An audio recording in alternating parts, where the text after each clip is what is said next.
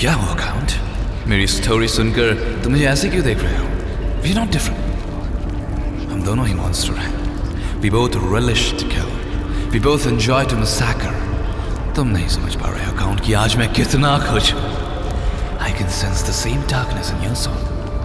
वो darkness जो मुझे अट्रैक्ट करती है. और अब तो मेरे वर्ल्ड में आ चुके हो. So much darkness. मैं तुम्हारी डार्कनेस को हार्नेस करूंगा. इतनी डार्क एनर्जी से मेरा ये वर्ल्ड सिर्फ स्ट्री के पैरामीटर तक लिमिटेड नहीं रहेगा. मेरा प्लेग्राउंड बहुत बड़ा हो जाएगा. And I will enjoy unlimited hunting.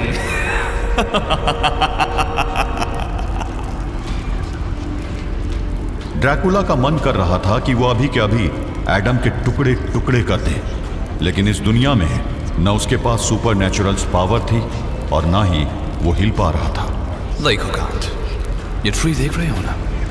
ये सिर्फ एक टैमरिन ट्री नहीं है, ये एक कैनवस है. मेरा हर शिकार एक कहानी था और हर फांसी मेरी एक आर्ट. तुम सोच रहे होगे ये जगह, ये अंधेरा कैसे बना? Well, it's my creation. This is my world, born out of my desires, my darkness. A world made out of my artistic violence, and I love violence. Creation? तुम अपने आप को क्या समझते हो एडम?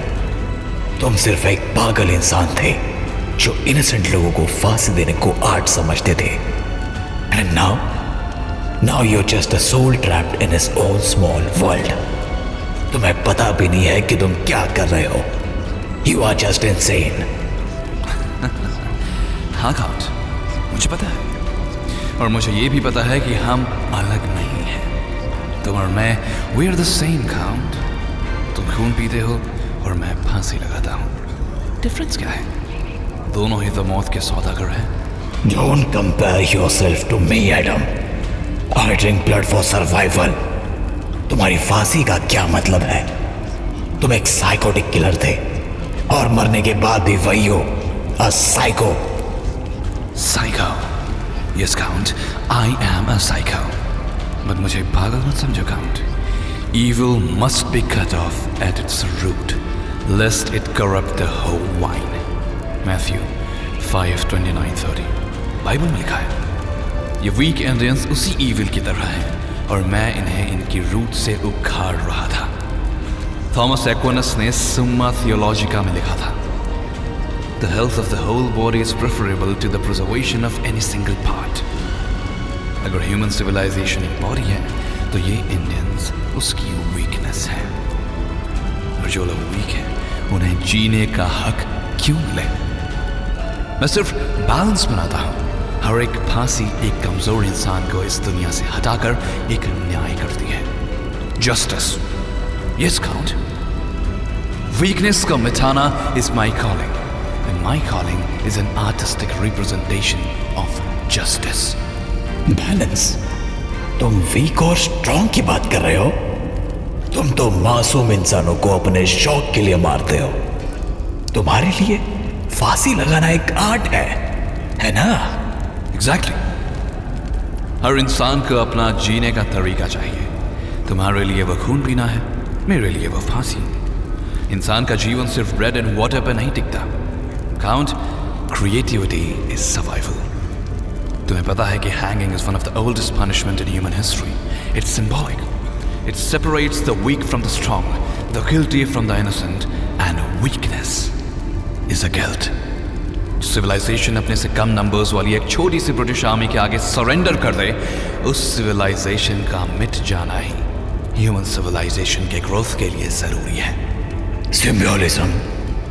तुम अपनी मैडनेस को आर्ट बोलकर जस्टिफाई कर रहे हो. तुम्हारे जैसे लोग एग्जिस्टेंस डिजर्व ही नहीं करते. Not in any civilization. और तुम? क्या तुम ह्यूमन सिविलाइजेशन में एग्जिस्ट करने के लायक हो काउंट? तुम समझते हो कि एक ब्लड ड्रिंकिंग डेमन को कभी एक्सेप्ट किया जा सकता है? Civilization is a mask for savagery. हर सिविलाइजेशन के अंदर का सच वायलेंस है काउंट. और तुम, मैं उस वायलेंस के रूप है. Yes, I am violent. But मेरा वॉयलेंस एक मजबूरी है Adam, a compulsion born out of a compromise. Yes, इस सिविलाइजेशन में तुम्हारे और मेरे जैसों के लिए कोई जगह नहीं है, क्योंकि हम सिर्फ डिस्ट्रक्शन लाते हैं, but we are not the same. क्योंकि मैं अपने वॉयलेंस को आर्ट बोलकर जस्टिफाई नहीं करता हूं। वैसे तुम्हारी इस क्रिएटिविटी का ह्यूमन प्रोग्रेस में क्या योगदान है? प्रोग्रेस? तुम्हें पता है, प्रोग्रेस हमेशा मैडनेस के साथ शुरू होती है। जब गैलीलियो ने टेलीस्कोप बनाया था तो चर्च ने उसे हेरेसी कहा। जब स्टीम इंजन बनाया गया, लोगों ने कहा यह इंसानियत की बर्बादी है। 1804 में जब पहली स्टीम लोकोमोटिव बनी, people called it a death machine. Madness is the root of all progress.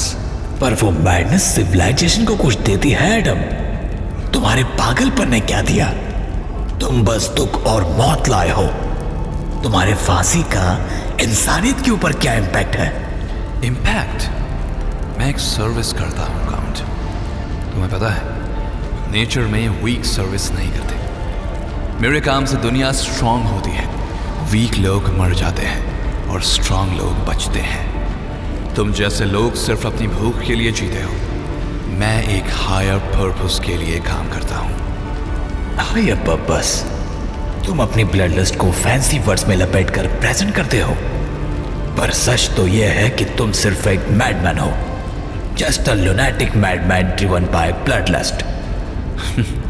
और तुम ह्यूमैनिटी के नाम पर एक कलंक हो काउंट। तुम अपने आप को सिविलाइज्ड समझते हो, पर तुम्हारी सर्वाइवल सिर्फ इंसानी खून पे टिकी है। But I see potential in you. तुम्हारे अंदर का डार्कनेस पावरफुल है। इमेजिन करो अगर हम दोनों मिलकर काम करें, तुम्हारा डार्कनेस और मेरी विजन। हम एक नई दुनिया बना सकते हैं काउंट, जहां हम दोनों रूल करेंगे। तुम्हें लगता है कि मैं तुम्हारे साथ डील करूंगा? तुम्हारी दुनिया के रूल्स मुझे सूट नहीं करते। तुम एक पागल हो एडम, और मैं तुम्हारी मैडनेस का हिस्सा नहीं बनूंगा। और तुम क्या हो? एक सिविल डेमन। तुम्हारी एग्जिस्टेंस एक इंसल्ट है इंसानियत के लिए। मैंने बोला ना, मैं जो करता हूं वो सर्वाइवल के लिए करता हूं। तुम्हारे काम में लॉजिक नहीं, सिर्फ एक डिसीज है। तुम्हारे साथ डील करना मेरे स्टैंडर्ड से बेनीथ है। मैं यहां सिर्फ अनीता की सोल लेने आया हूं और लेकर जाऊंगा। Bad call count. ये डिसीजन गलत था, बहुत गलत। तुम्हें लगता है कि तुम मेरे वर्ल्ड से बाहर जा सकते हो बिना सही कॉस्ट पेमेंट किए? अगले ही पल एक न्यूज ड्रैकुला की गर्दन पर लिपट गई। ड्रैकुला पहले से हिल नहीं पा रहा था, और अब वो न्यूज उसके सोल को टॉर्चर कर रही थी। अगर तुम विलफुली मेरा साथ नहीं दोगे तो मुझे तुम्हें फोर्स करना पड़ेगा। ना ना ना ना, स्ट्रगल मत करो काउंट, क्योंकि ये न्यूज बिना मेरी परमिशन के लूज नहीं होगी। मैंने बोला था, ये मेरी दुनिया है, और यहाँ सिर्फ मेरे रूल्स चलेंगे। Only mine. तुम्हें लगता है एक न्यूज मुझे रोक लेगा? तुम मुझसे जीत नहीं पाओगे काउंट। तुम्हें मेरा कंट्रोल एक्सेप्ट करना ही होगा। एडम, मुझे पता है तुम मेरी डार्कनेस को पढ़ सकते हो, बट शायद तुम्हें सही से मेरी एनर्जीज का एनालिसिस नहीं किया है। वरना तुम्हें पता होता कि काउंट ड्रैकुला को आज तक कोई कंट्रोल नहीं कर पाया। एक मैडमैन तो बिल्कुल भी नहीं कर पाएगा। Madmen are the only ones who truly rule the world. Dracula, तुम्हें ये बात समझ आएगी। इधर ड्रैकुला की आत्मा एडम की न्यूज में फंसी हुई थी। उधर ओमकार का जिस्म अब झरने के तालाब के तल पर पहुंच चुका था। ओमकार की मौत निश्चित थी, लेकिन जैसे ही ओमकार के पैरों ने तल को छुआ, वो ध्यान लगाते हुए पद्मासन मुद्रा में बैठ गया। ये देखकर राजदारी का राक्षस हंसने लगा।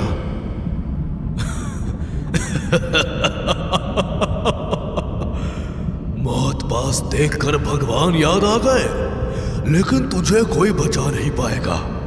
जो कोई राजदारी आएगा, मेरा क्रोध उसे भस्म कर देगा, मिटा देगा।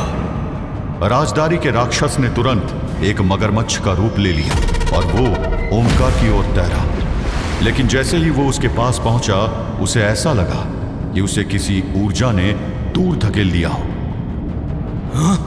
ये क्या? ये तूने कैसे किया?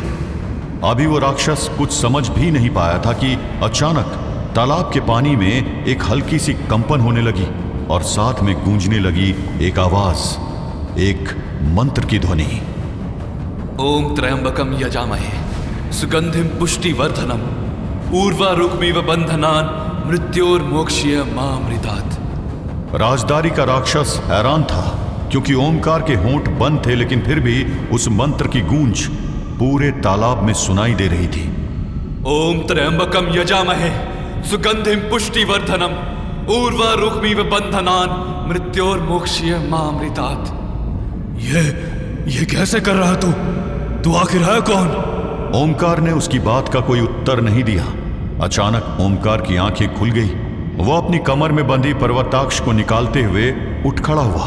पर्वताक्ष से नीली नीली रोशनी निकल रही थी और उसके प्रभाव से पानी का रंग लाल से वापस पारदर्शी होने लगा था।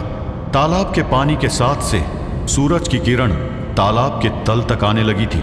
राजदारी का राक्षस हैरानी से यह सब होते हुए देख रहा था। उधर ओमकार के हाथों में पर्वताक्ष की चमक बढ़ती जा रही थी। ओमकार ने उसे ऊपर की ओर उठाना शुरू कर दिया और जैसे ही उसने पर्वताक्ष की नोक पूरी तरह ऊपर की ओर किया, उसका जिस्म टॉप से छूते गोले की तरह ऊपर की ओर चल पड़ा। राजदारी का राक्षस हैरानी से देखता रह गया और ओमकार का जिस्म तालाब के पानी की सतह को चीरता हुआ बाहर निकल गया। राजदारी के राक्षस की कैद से पहली बार कोई बाहर निकला था और ऐसा होते ही सब कुछ शांत हो गया। उधर ओमकार का उड़ता हुआ जिस्म तालाब के किनारे लैंड कर गया था। मैं यहाँ कैसे आ गया? मैं तो तालाब के अंदर था, उसकी गहराई में, और महामृत्युंजय मंत्र का मन ही मन जाप कर रहा था। ओमकार को खुद नहीं पता था कि अभी अचानक क्या हुआ था। वो खड़ा होकर इधर उधर देखने लगा। झरना पहले की तरह गिर रहा था, लेकिन अब उसका शोर नहीं लग रहा था। आसपास सब कुछ शांत था। तभी अचानक उसे कदमों की आहट सुनाई दी और वो तेजी से आवाज की दिशा में पलटा। कौन है वहां?